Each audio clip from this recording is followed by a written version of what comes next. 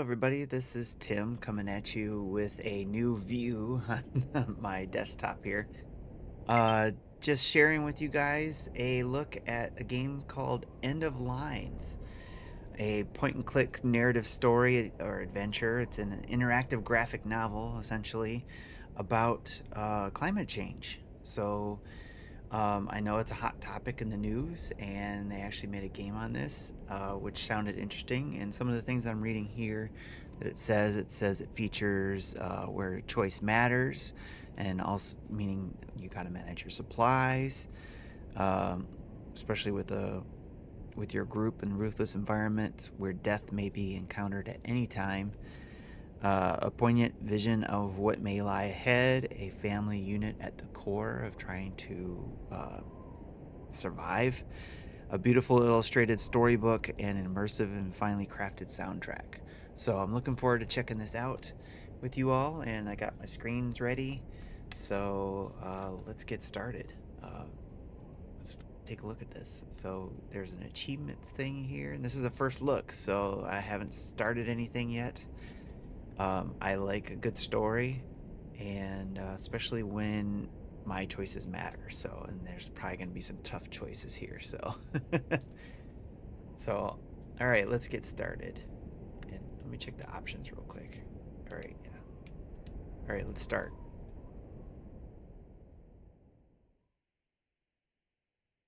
All right, I try not to go too much into the story, just in case you want to play it. Just want to get a feel for what we're going to get into here, as well as what you might be interested in getting into here. So we'll take a look at this together, and hopefully I won't ruin too much of it. So when you start it, you'll have some choices to make on your own that might be different from what I do here. All right, so right off the bat here, it says the character's name is Nora, which is funny because that's my wife's name too. So Nora, this character, I'm assuming, who's walking in saying, "But mother, you can't give up." And then also what I see on the screen too is actually, let me use my arrows here. Annotate, make it viewable. All right, let's turn that on so I can share my screen and put an arrow here. Let's go with one of these. We don't want that. We want to point at this right here. So there we go. So yeah, there's our menu with the plus sign over there, and then we also have something over here where we got to press the negative sign to get dialogue. Okay, cool. So that allows us to. The other one, the plus sign looks like settings, and then this one is to go back and catch up on something you might have missed. So very cool, very cool. All right, go to plus. Yep, you can save your game here, load game options, and go back to the main menu. Awesome. All right, so we'll close out of those and get moving. Nora glares at me, her face rigid with anger. I don't answer straight away. I look out through the gap. Oh, okay, so this is, I guess, my point of view. I look out through the gap between the hangings at the blinding light that strikes the arid ground. I cannot go out before nightfall anymore. If I attempt it, I will founder, struck down by the breath of the jinns. I hardly recognize the landscapes of my childhood in this barren wasteland. Our lands have always been arid, but before there were oases, and a semblance of peace, journeys were always attended by song. That time has passed long ago. Today the dance of burning winds is fiercer and fiercer. I hear it like the senseless rhythm of dissonant tindis, and I know I have no time falling into melancholy. Alright, let me turn this down just a bit. Alright, and I'm moving closer here. Let me take a drink here. Sounds like I'm going to be reading a lot, so.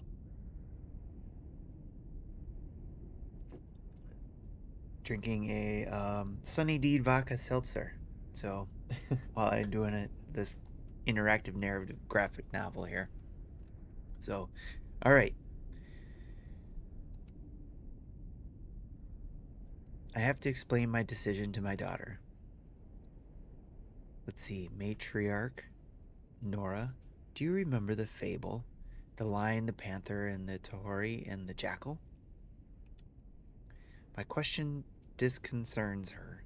Her anger abates a little. Yes, mother. So tell me. Okay, so we got a choice. So tell me, or what lesson do you think you can learn from it today? Let me ask that. What do you mean? What would you prefer to be in the place of the jackal or the Tohori? She frowns. The jackal is tricked from start to finish. The Tohori is much smarter. But I would still prefer to be the lion who takes the largest share. Don't you agree, mother? I prefer the panther, or you disappoint me. I'm gonna say I have no idea what the story is, but I'm gonna go with the panther. So,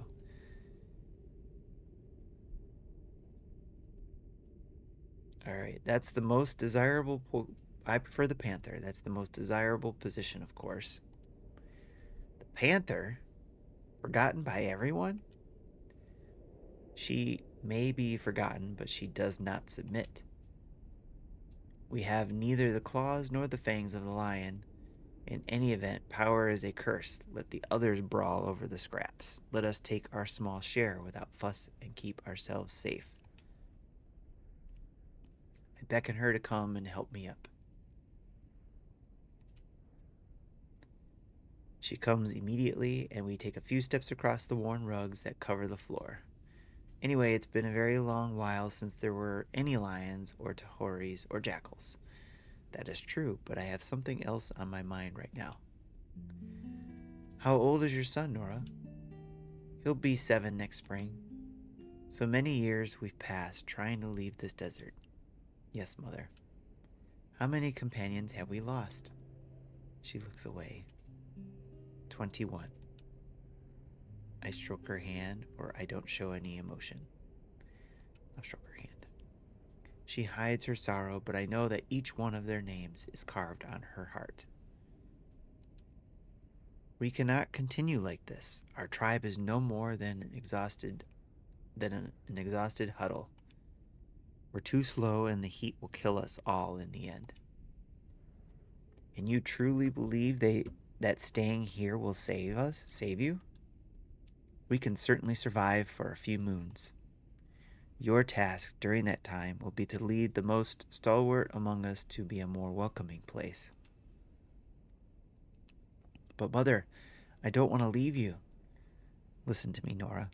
I've reached the end of my journey, but you haven't. She tries to interrupt, but I raise my hand for silence. You and Rafik, you'll choose from the volunteers. Yezus, Celia, and Yiza, I'll say, Celia and her brother Amani will certainly go. You'll also take your son and your husband, Camille. And I apologize if I'm pronouncing these things wrong. He will be your guide to find a better land. Camille, our guide?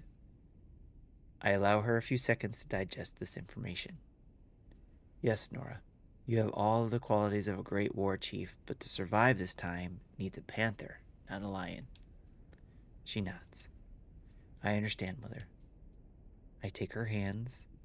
Of course you understand. You didn't choose him by chance, after all. Yes, perhaps I've always known. Good. So go and get him. I need to speak to him. Then gather everyone together. I'll announce my decision at nightfall. Nora leaves my tent. I sit back down again to await the coming of gentle-hearted Outlander.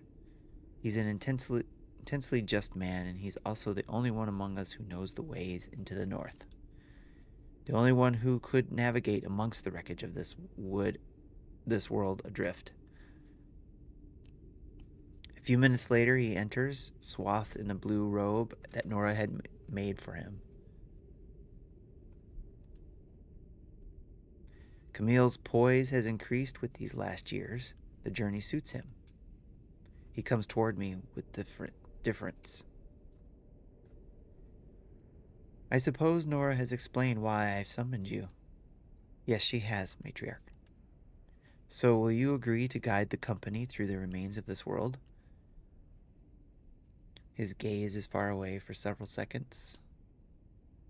Camille, I have no idea what life outside the desert is like now, nor if there's any life left. It's true that we've had no contact with the outside for several years. The last we've heard, wars and epidemics had struck all the cities. That was more than 10 years ago. There can't be much remaining outside the desert. I fear to find nothing but ruins. He takes a moment to consider. Where should we go, in your opinion? I suggest you return to where you came from. Our lands have become inhabitable. I'm afraid that mine won't be any better, at least not for much longer. Each year the seasons are hotter and drier. That will have to stop someday. He says nothing but gives a little shrug. Won't it? Well, not necessarily. Explain yourself, or I wave away his remark. We'll explain. There was a theory when I was young. It was called the Venus theory. What is it? If global warming reaches a certain magnitude, there are multiple tipping points which would lead the planet onto a path where the climate becomes out of control. He pauses and looks for the right words. That's to say that the phenomenon triggered by the global warming would continue to add carbon dioxide into the atmosphere, and so would keep increasing the warming exponentially, and we could do nothing to stop it. The greenhouse effect would become so strong that it would eventually boil the oceans, making all life impossible.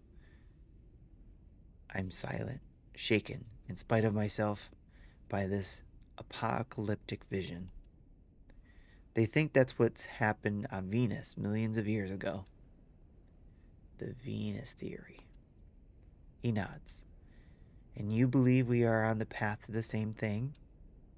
I don't know. It's very striking theory, but I think it's quite unlikely. I encourage him to continue. From what I understand, the climate would be very likely to stabilize once the carbon emissions ceased. All right, I'm going to pause here for a moment because I'm noticing something here. They did say that the music was good. I'm sure this is going to get somewhere when this person has to start traveling. And there'll probably be more choices and more things to do. Right now, it's, as they said, a visual novel or graphic novel. And so I'm reading through it as if it was a comic, or, as it scrolls and it shows a few images. So I'm hoping there's going to be more going on here. But again, this is the beginning. It's got to set things up. So I'm giving it a chance here. And we're about 10 minutes into this, I think. All right. And in fact, I believe that's where we are now. So you're optimistic.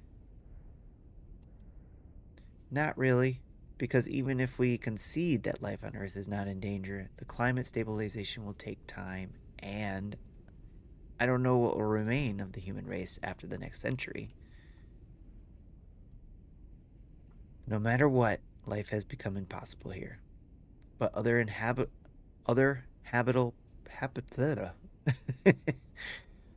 but other habitable places must still exist.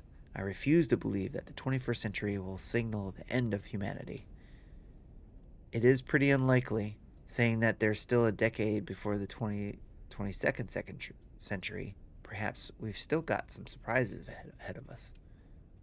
Whatever the case, it's time to see what we can do to adapt this new world. As you say, we've reached the end of a cycle. One story finishes, another begins. A story that's for you to write now. In end of line, certain situations can lead to a change of narrator. The sum of your decisions can influence the identity of the next narrator. Most of the choices offered to you favor one of the following archetypes.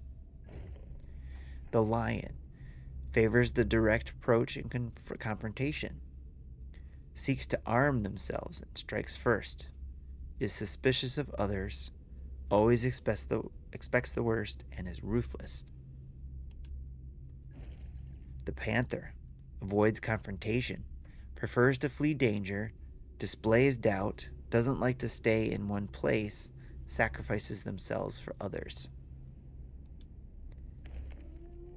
And the Tahori seeks out social interaction, eagerly accumulates wealth, strives to establish exchanges, will manipulate others, and prefers to the sedentary lifestyle. Sedentary. I apologize. Choose wisely. It will soon be a year since we've left the clan and the matriarch behind us. It feels like an eternity. We've crossed lands and sea until we're worn to the bone. Now that we've stopped walking, it's oddly silent. There's no sound but the wind and the crunch of the grains of sand between our feet. The sky is red, or is it? It's so hot that it feels red. When it did stop being blue. And there's this mound of stones. A religious relic, probably? The ancient road that I guide our little company along used to be traveled by pilgrims. But today I have no use for religions and gods. The only thing that matters to me is our survival, especially that of Sam, the only child in our company. My child. I checked the map entrusted to me by a poor woman a few weeks ago. She said that this was the only road we would still take. This road should take us north to a more welcoming place. Toward the land where I was born and that I left more than 20 years ago. I don't know how much it has altered. Everything has changed so fast. All right, I'm going to stop here for a moment and check something real quick. I just noticed that here we have a scale where this side is bigger or up higher and then this side is down lower. I'm sure we'll find out exactly what this is here. And maybe I should change the color of this on this background. So, nope, green is bad. Yellow's bad. Oh my goodness, I need a better color. Purple? Purple work? Nope. Nope, red is the color. I'm gonna have to go with red. Alright, so hopefully you guys can see that there. Maybe if I choose black, I wonder if that would work. Nope. Wow. My screen thing just likes red, apparently. Alright, red it is. Alright, we'll take care of that. But that's what I wanted to look at, was the scale. Alright, moving on here. I hope that we'll find a place fit to live where we can settle in peace. And the other thing I want to point out, too, is if that was Nora talking, and she's saying she has the only kid in this group, and his name is Sam, that is freaking hilarious, because my wife's name is Nora, and our son's name is Sam. So that's crazy. So I'm just gonna have to keep playing this at some point, even after we're done here. All right, so Rafik breaks the silence with several groans as he unburdens himself of his pack. He allows himself a mouthful of water and grumbles under his breath before turning to me. I'm dead. Yes, we're all worn out. Rafik gives a small smile. I don't know. Nora doesn't seem to be suffering too much. He jerks his chin at Nora, who I'd agreed to marry over 10 years ago. So I'm from the point of view from Camille. I smile back. Nora never seems to be suffering too much. You're forgetting the day she gave birth to your offspring. A laugh escapes. I've forgotten nothing. That was precisely the day when I realized that she was stronger than you'll ever be, Rafik. Sure, that's right. And in the meantime, it's me who's lugging the equivalent of her weight around on my back. I roll my eyes. Don't you get sick of complaining? Never. We should have exchanged you for a mule when we had the chance. Rafik laughs. That would have been one of your rare rational decisions. My decisions are always perfectly rational. If that was the case, you'd have decided to marry me. And now it's my turn to laugh.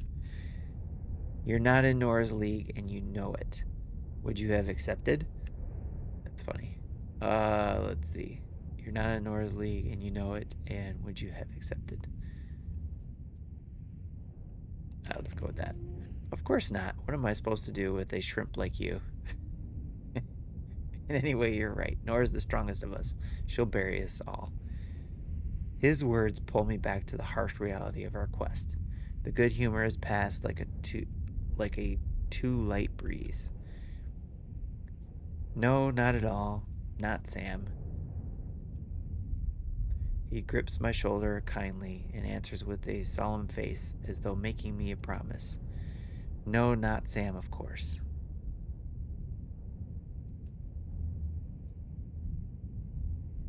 We join the others to set up the camp. I head towards Inya and Son to help them get settled in. The couple had recently joined us. They'd been trying to survive as best as they could in the ruins on the edge of the big city. They were fortunate to meet us. We avoid going near the cities in general. These days, violence and sickness hold sway there. The path we followed crosses small villages instead, long deserted. Inya and Son wanted to join us. Or is that Ananya? Our life of travels is hard, but I know that it's only course. The droughts and the heat waves which forced us to leave our lands have continued to hit more and more regions. Those rare places where it's still possible to subsist will inevitably disappear. I can't say words. Everywhere we go, there's no other choice but to leave. Since I couldn't abandon the couple to certain death, I agreed that they could come with us. They're still young, but they have been courageous and grateful so far. They're gentle, considerate people. Sometimes I get the feeling that they're too fragile for this existence. Sam comes over to cling to my leg as I cover our tent to protect us from the heat. I ruffle his hair with affection. Can I drink, Daddy?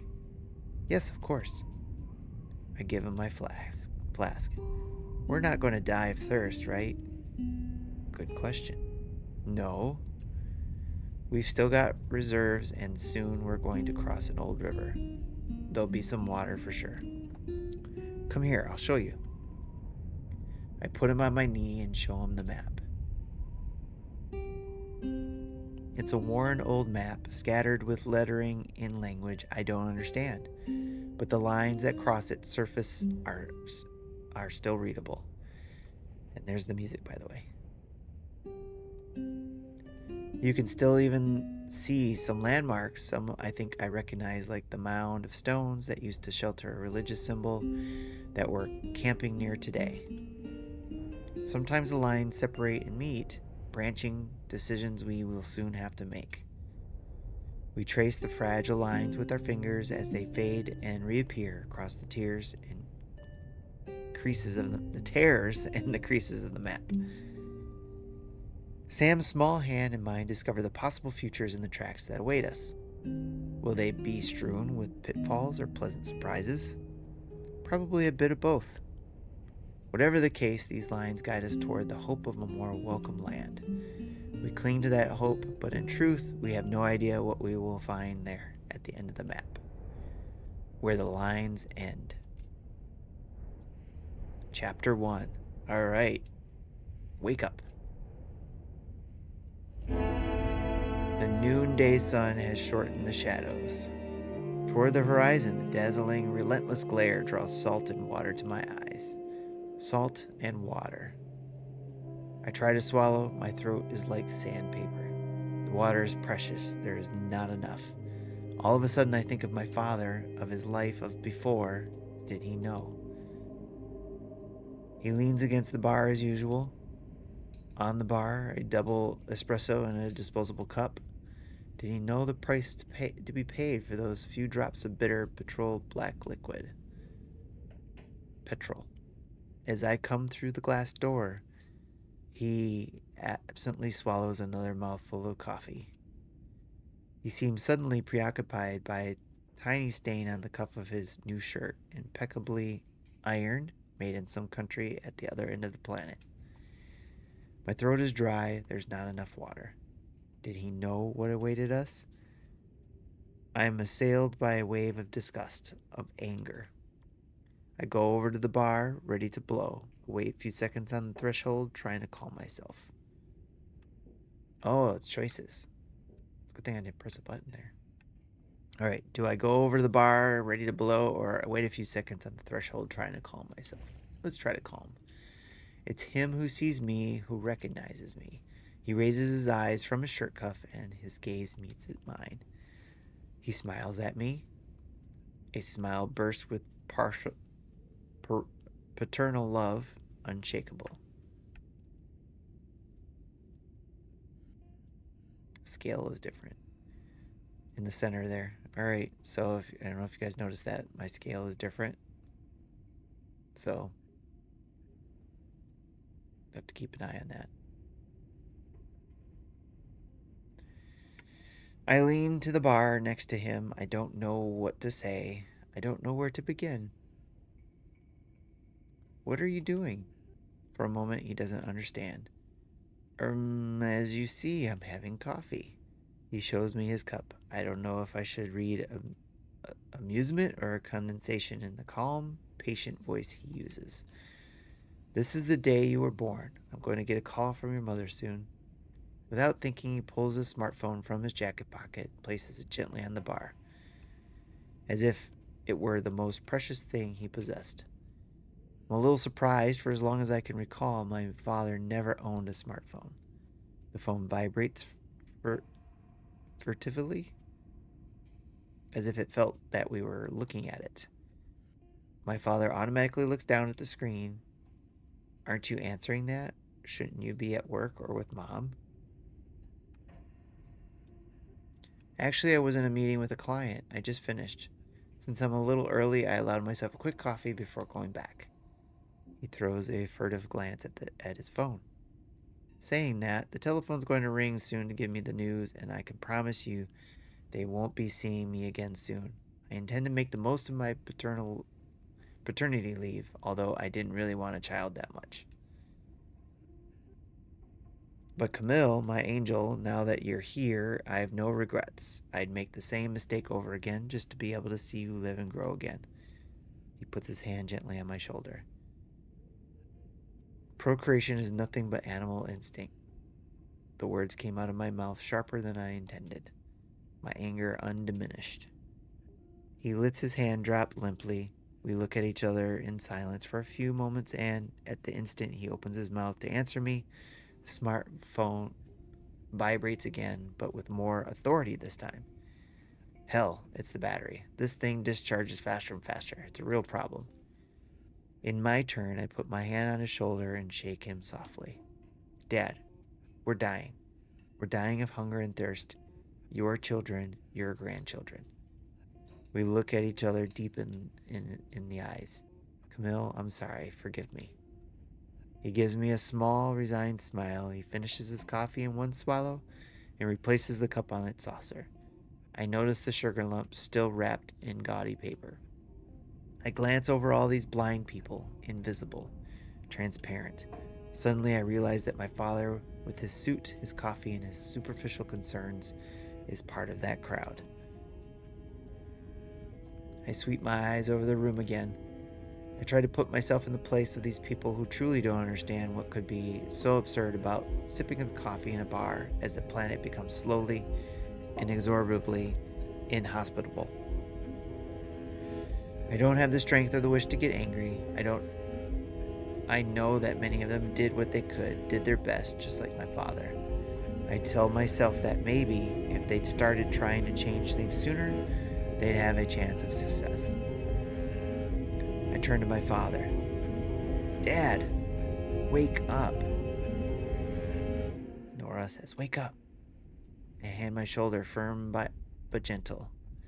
She shakes me softly. I open my eyes. Nora leans over, her face silhouetted against the red light.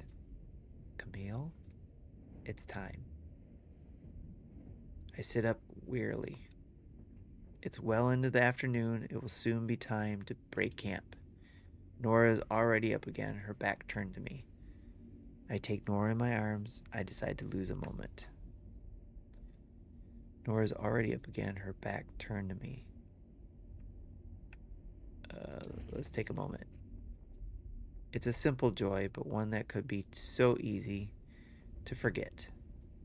We remain entwined a few instants. Then slowly, reluctantly, we separate. She will go to wake the rest of the company while I assemble our meager possessions. There's not much to assemble. A few bags, some basic tools, knife, mallet, ropes, stakes, our tent, and our precious flasks, soon empty. I emerge from the tent and go into to join Sam beneath the burning late afternoon sun. His gaze is far away. I'd give all the water I have left to see the world through his eyes, even for just a few moments. To see just how different it is to the one I see. He seems so calm, peaceful, seated in a nest of motley, worn fabrics. His little shape, silhouetted against the vermilion sky, wavers placidly like a fragile promise. Our eyes meet, and a pure, fleeting joy lights up his face. All right.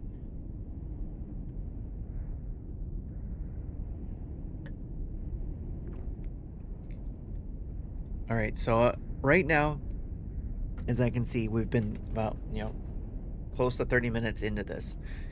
I'm going to say this is exactly like it said. It is a narrative. It does say it's an adventure under that category, but the description itself says that it's a interactive graphic novel set in the near future.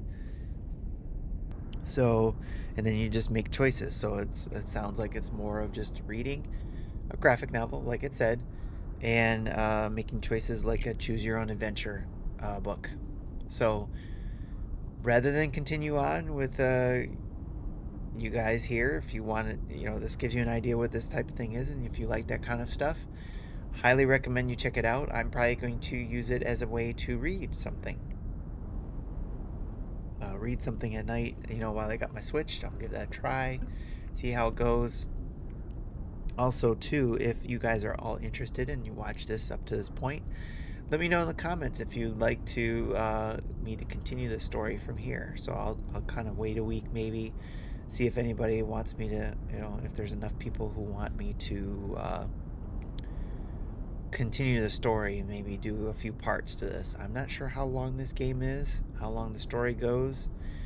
Probably going to have some multi playthroughs potential there if you wanted to get different aspects of the story.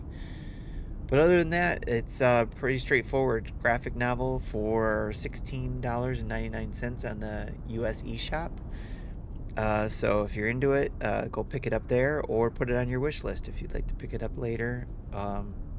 Maybe when there's a sale or something on it, you can pick it up and add it to your Switch graphic novel collection.